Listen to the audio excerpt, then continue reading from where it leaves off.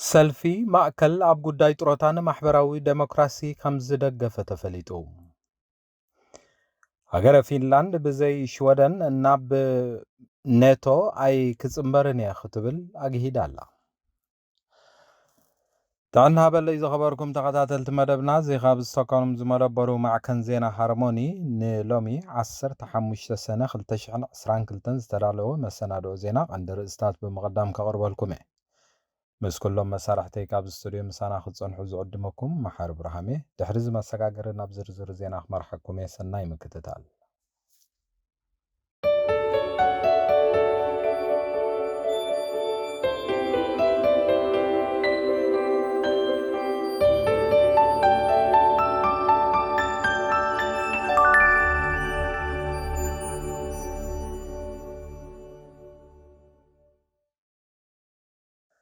ሽወደናዊ ሰልፊ ማእከል ነቲ ኣብ ስልጣን ዘሎ ሰልፊ ማሕበራዊ ዴሞክራሲ ዝተበጽሐን ዝተኣመመን ውዑል ጥሮታ ክድግፍ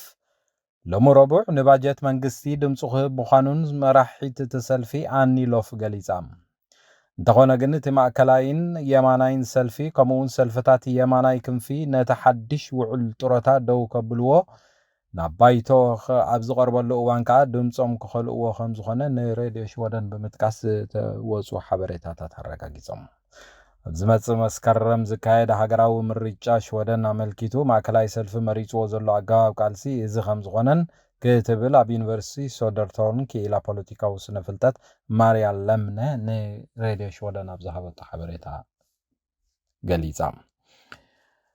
ኣብ ድሮ ምቅርራብ ሃገራዊ ምርጫ ሽወደን ዝተፈላለዩ ሰልፍታት ነናቶም ኣጀንዳን ፖሊሲታቶም ናብ ምልላይን ከምኡውን ኣብ ባይቶ መናብርን ስምን ምርካብ ይጓየዩ ምህላዎም ጸብጻባት የመልክቱ። ሃገረ ፊንላንድ ምስ ሽወደን ብሓደ ናብ ወታደራዊ ኺዳን ሰሜን ኣትላንቲክ ኔቶ ክትጽምበር ከም እትደሊ ፕረሲደንት ፊንላንድ ሳውሊ ኒኔስቶ ገሊጹ። ንሱ ነዚ ዝበለ ፊንላንድ በይና ኣብ መስራሕ ኣባልነት ኔቶ ክትቅጽል ድያ ዝብል ሕቶ ምስ ቀረበሉ ከም ዝኾነን ኒኒስትሮ ኣብ ብሰንበት ምስ ዋና ጸሓፊ ኔቶ የንስ ስቶልተንበሪ ብሓባር ጋዜጣዊ ዋዕላ ኣብ ሄልሲንኪ ሂቡ ምንባሩ ዝዝከር እዩ። ፕረሲደንት ፊንላንድ ቱርኪ ኣባልነት ሽወደንን ፊንላንድን ዝሓዘቶ ምርገፂ ከም ዘገረሞ እንተኾነ ግን ንቱርኪ ብጥንቃቐ ይሰምዕዋ ምህላዎምን ሓበራዊ ፍታሕ ክርከብ ከም ዝኽእል ተስፋ ከም ዘለዎም ገሊጹ ከም ዘሎ ዝተፈነወ ሓበሬታ ኣረጋጊጹ። ኣብ ውሽጢ 3 ሳምንታት ምምሕዳራት ከተማታት ሽወደን ዩክራይንን ስደተኛታት ኣባይቲ ናይ ምቕራብ ሓላፍነት ክወሃበን ከምኡውን ነፍሲ ወከፍ ምምሕዳር ከተማ ክንደይ ስደተኛታት ክቕበሉ ምዃኖም ብፍሉይ ቀመር ክዳሎ ምዃኑ ተሓቢሩ። እንተኾነ ግን እዘን ምምሕዳራት ከተማ ነዞም ስደተኛታት ብፍላይ ድማ ነቶም ኣባይቲ ዘይረኸቡ እንታይ ከቕርባ ከም ዝግበአን ዝርዝር ሓበሬታ ከም ዘይብለን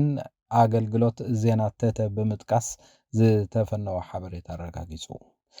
መንግስቲ እንታይ ሓላፍነት ኣብ እንግድዐን ወዲቑ ምህላው ዝርዝር ዝበለ ሓበሬታ ስለ ዘይሃበን ምምሕዳራት ቅሬታ የስማዓ ምህላወን ካብ ክፍሊ ዞባዊ ሰብ መዚ ሮይ ማልሸርት ዝተረኸበ ሓበሬታ ኣረጋጊጹ ኣሎ። ለበዳ ኮሮና ካብ ኖርዌይ ካብ ዝኽሰት ንድሓር ምስ መስተ ብዝተሓሓዘ ዝተፈላለዩ ዝጠንቆም ሕማማት ንኽውስኽ ከም ዝተገደደ ተገሊጹ። ኣብ 2020 ከምኡውን 2021 ብጠቕላላ ኣብ ኖርዌይ 758 ምስ ኣልኮላዊ መስተ ዝተሓሓዝ ሞት ከም ዘጋጠመ እዚ ድማ ምስቲ ኣብ 2018-2019 ምስ ዘጋጠመ መጠን ሞት 650 ኖርዌጃውያን ክወዳደር ወሲኽ ምርኣዩ ኖርዌይ ቱደይ ሓቢሩ ኣሎ። ብሓለፈ ዓመት ጥራይ 371 ምስ ኣልኮላዊ መስተ ተተሓሓዙ ሕማማት ምምዝጋቦም ካብ ትካል ህዝባዊ ጥዕና ኖርዌይ ተረኽቡ ኣህዛት ከም ዘመልክቱ እቲ ሓበሬታ ረዲዩ። ኣብ ትካል ህዝባዊ ጥዕና ኖርዌይ ገዲም ተመራማሪ ፕሮፌሰር ዮርገን ጉስታቭ ብራምነስ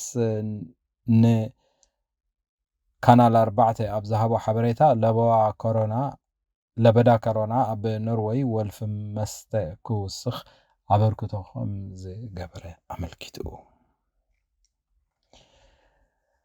ትከታተልዎ ዘለኹም ሃርሞኒ መድያ እዩ። እዚ ድሕሪ ሓፂር ፀብፃብ ኩነታት ኣየር ናይ ሰሙን እዚ ናብ ካልኦት ዜናታት ከሰጋግረኩም እየ። ሰናይ ምክትታል።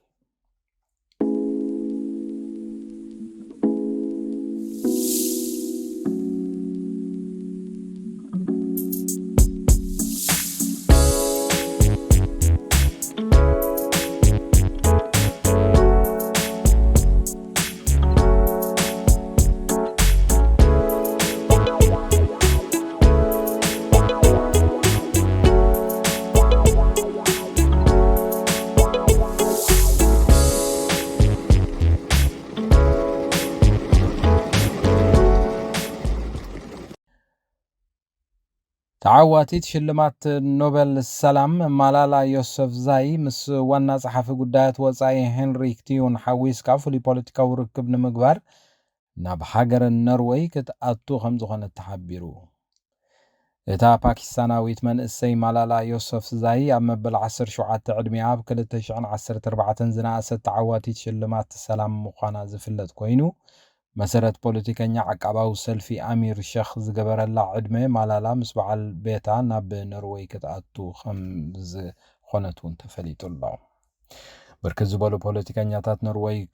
ክትረክብ ምዃና እውን ኤንቴቤ ዝተባህለ ማዕከን ዜና ከም ዝፀብፀበን ምስ ሚኒስትር ውፃኢ ጉዳያት ኖርዌይ ሄንሪክ ቲዩን ንፍርቂ ሰዓት ክትዛተ ከም ዝኾነትን ቀንዲ ዛዕባ መዛተይኦም ድማ ትምህርቲ ከም ዝኾነን ክብል ኣማኻሪ ጉዳያት ርክባት ራንሂልድ ሳምሳን ነቲ ማዕከን ዜና ብዛዕባ ሓበሬታ ኣረጋጊጹ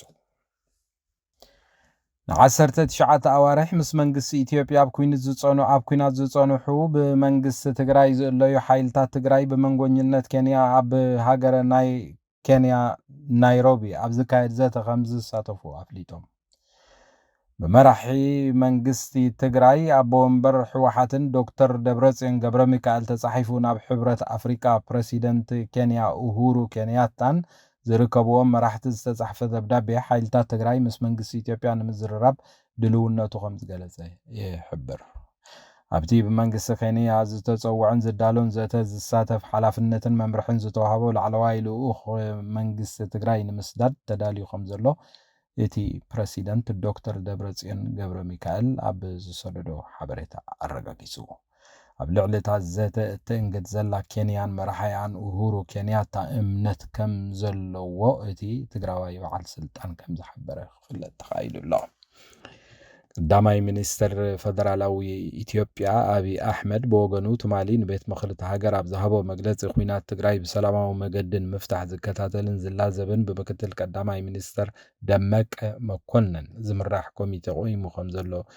ከም ዝተዛረበ ይዝከር ደለይቲ ሰላሚና ዘሎ ማራጽታት ሰላም ተግባራዊ ክኸውን ድልዋቲና ከም ዝበለን ክልቲኦም ተዋጋእቲ ሓይልታት ኣብ ጉዳይ ሰላምን ምዝታይ ኣወንታዊ መግለጽታት ማሃቦም ስዒቡ እቲ ሞት ኣሽሓትን ምዝንባል ሚልዮናት ኢትዮጵያውያን ዘስዓበ ደማዊ ኩናት ብሰላም ክዛዘም እዩ ዝብል ተስፋ ዓብዩ ከም ዘሎ ተፈሊጡ ኣሎ መሰረታዊ መትከላት ሰብኣዊ መሰላት ዴሞክራሲን ተሓታትነት ዝተመስረተ ዘተ ሰላም ንምግባር ድልዋት ከም ዝኾኑ ዝሓበረ ዶክተር ደብረጽዮን ገብረ ሚካኤል እቲ ዝርርብ ግልጽነት ክህልዎ እውን ጻውዒት ኣቕሪቡ ከም ዘሎ ተፈሊጡ ሃገረ ብሪጣንያ ኣብ ኤርትራ ዝቕጽል ዘሎ ምግሃዝ ሰብኣዊ መሰላት ከም ዘተሓሳስባ ገሊጻ እቲ ሃገር ነዚ ዘተሓሳሰበት ንኹነታት ሰብኣዊ መሰላት ኤርትራ ዝከታተል ብሕቡራት ሃገራት ዝተመዘዘ ፍሉይ ኣካል ወይ ስፔሻል ራፖርተር ናይ ሕቡራት ሃገራት ብ13 ሰነ ድሕሪ ዘቕረቦ ዓመታዊ ጸብጻብ ከም ዝኾነ ተፈሊጡ ኣሎ እቲ ትካል ኣብ መበል 50 ስሩዕ ባይቶ ሰብኣዊ መሰላት ኣብ ዘቕረቦ ጸብጻብ ካብ 29 ሚያዝያ 2022 ክሳብ 22 ሚያዝያ 2022 ኣብ ዝነበረ ሓደ ዓመት ኣብ ውሽጢ ኤርትራ ዝተረኣየ ዝጭበጥ ገስጋስ ሰብኣዊ መሰላት ከም ዘይነበረ ብምትሕስሳብ በኣንጻሩ ዝበኣሱ ተርእዮታት ምምዝጋቦም ጠቒሱ ተዛብጻበ ሁሉ ኩነታት ሰብኣዊ መሰላት ኤርትራ ናይ ግዜ ገደብ ዘይብሉ ሃገራዊ ኣገልግሎት ኣብ ትግራይ ዝካየድ ዘሎ ኩናትን ምግሃዝ ሰብኣዊ መሰላትን ኩነታት ስደተኛታት ኤርትራ ኣብ ትግራይን ዝብሉ ኣርእስታት ዝርዝራዊ ነጥብታት ኣቕሪቡ ከም ዘሎ ክፍለጥ ተኻኢሉ ኣሎ ዝኸበርኩም ተኸታተልቲ መደብና ንሎሚ ዝተዳለዉ ናይ ዜና መሰናድኦ ዝስጋብ ሕጂ ክትከታተልዎ ዝጸናሕኩም እዮም ኣብ ዝመጽእ ዘሎ ዓርቢ ብስሩዕ ናይ ዜና ሰዓት ስጋብ ንረኸብ ንሎም በዝወዲ ኣለኹ ሰላም ተሓናምስዩ ሃርሞኒ ሚድያ ዕለተ ልደት መርዓ መመረቕታን ካልኦት ኣገደስቲ ዝኾኑ ናይ ፈተውትኹምን መቕረብትኹምን ምድላዋት ናይ እንቋዕ ሓጎሰኩምን እንቋዕ ኣብቅዓኩምን መልእኽትታት ንምምሕልላፍ ዘኽእለኩም መደብ ጀሚርና ከም ዘለና በዝጋጣሚ እዚ ንኹልኹም ተኸታተልቲ ሃርሞኒ ሚድያ ንሕብር ንኹልኹም ፈተውትኹምን መቕረብትኹምን እንቋዕ ኣብቅዓኩም ንምባል ኣብ ትደሊሉ እዋን ሃርሞኒ ሚድያ ዕድል ከፊትልኩም ስለ ዘሎ ተጠቀምሉ